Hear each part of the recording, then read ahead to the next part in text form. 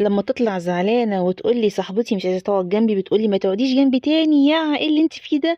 انا ما بحسبش ان عندك كده في جسمك. لا يا حبيبتي تعالي بقى. بنتي اللي مش عاجبك جسمها دي ست البنات ايمان او ايمي زي ما انتوا كلكم عارفينها. لا دي ما شاء الله هتعمل لنا الاكل النهارده. انا عايزه اقول لك، قلت لها لا شيلي ايدك دي وحطي لي ايدك اللي في صوابعك فيها صدفيه جوه الاكل. اه ايمي عندها صدفيه. ايه المشكله ان ايمي عندها صدفيه؟ هل ده ينقص منها شيء يعني عشان خاطر تقولي لها لا يا اخي ما تقعديش جنبي؟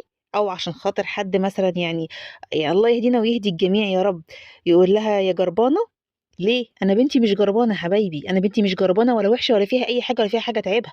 انا بنتي ست الكل وست البنات ان شاء الله، وهتعمل وتحط ايدها في الاكل وتعمل اللي هي عايزاه، واللي مش عاجبه ما يكلمهاش، واللي مش عاجبه ما يقعدش جنبها. يا حبايبي الصدفيه عمرها ما كانت مرض معدي، الصدفيه مرض مناعي، والا كانت عانت اخواتها، ما هي بتنام جنب اخواتها البنات. كانت لعاداتهم هم كمان لا قدر الله، ربنا يحفظهم جميعا يا رب ويشفيها يا رب ويعفو عنها هي ومرضانا يا رب جميعا يا رب، والناس كلها ربنا يشفيها يا رب، كل الناس الكويسة يا رب ربنا يشفيها. هنا بقى بيتزا من ايد ايمي حبيبتي ست البنات اللي عندها الصدفية، اللي صدفيتها ما بتعديش نهائي، وهنا بناكل من ايدها وبننام جنبها وبنغسل هدومنا مع بعض، ما بنفصلهش هدومها عن هدومنا.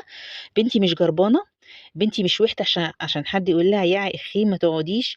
وعلى فكرة يا جماعة لما بتتعور وينزل منها نقطة دم، الدم ما بيعتيش برضو، عشان اللي قال لها الدم ده الدم انت هرشتي في الصدفية فابعدوا عنها عشان كده هتتعدوا منها. لا انا بنتي ما بتعديش يا جماعة، الحمد لله الحمد لله على نعمه علينا وعلى فضله علينا، والحمد لله على في الصحة وفي المرض وفي الغنى وفي الفقر وفي كل احوالنا يا رب، احنا راضيين بكل احوالنا يا رب الحمد لله. بس يا جماعة عيب عيب والله وما يصحش يعني ان احنا نكسف بنت صغيرة. يعني انا مش هقول ان بس صاحبتها اللي قالت، لا لا ده في ناس كبيرة قالت، في ناس كبيرة اتكلمت و... وناس حبايبنا يعني مش غريبة. فلا الصدفية حبايبي ما بتعديش، الصدفية مرض مناعي بيجي لصاحبه، ربنا يعينه عليه ويشفيه منه ويشفيه بنتي يا رب.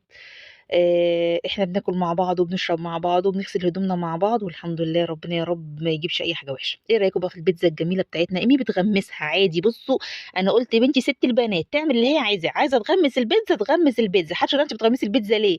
وكلكم تدعوا لها بقى في الكومنتات كده ربنا يشفيها، ويا رب العلاج يجيب معنا نتيجه عشان احنا تعبنا والله من كتر العلاجات الحمد لله. هنا بقى حته صينيه بيتزا كده بقى بالتونه، انما ايه عظمه. لو لسه بتسمعونا ما تنسوش تصلوا على النبي صلى الله عليه وسلم وتحطوا كومنت حلو زيكم وتجربوا الوصفه.